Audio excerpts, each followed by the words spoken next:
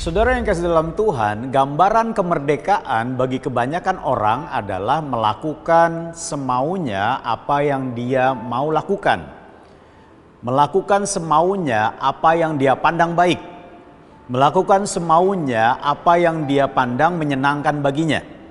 Nah, saudara yang kasih dalam Tuhan, apakah pengertian ini sama dengan apa yang Alkitab katakan tentang merdeka?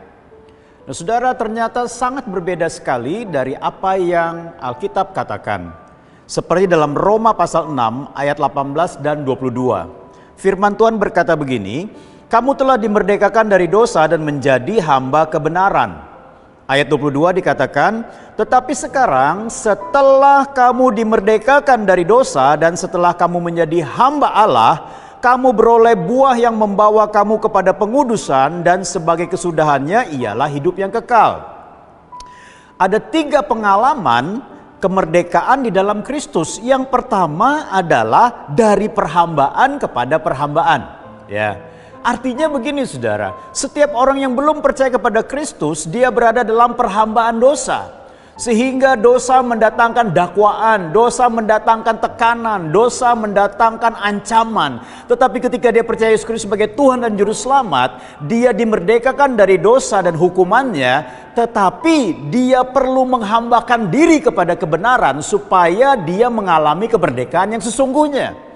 Kemudian yang kedua adalah dari perhambaan kepada keberbuahan. Artinya apa? Perhambaan kepada kebenaran, saudara, itu pasti akan mendatangkan keberbuahan.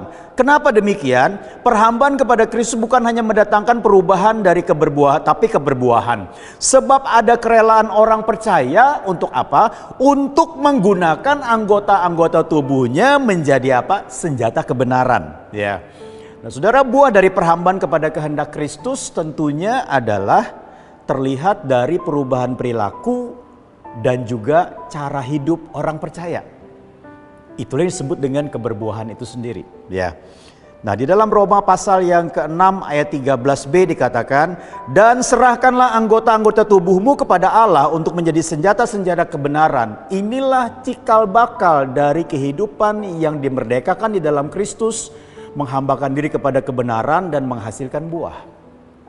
Pengalaman yang ketiga adalah dari keberbuahan kepada pengudusan. Artinya ketika orang percaya menghambakan diri kepada Kristus dan ajarannya, maka terjadi perubahan perilaku dan cara hidup.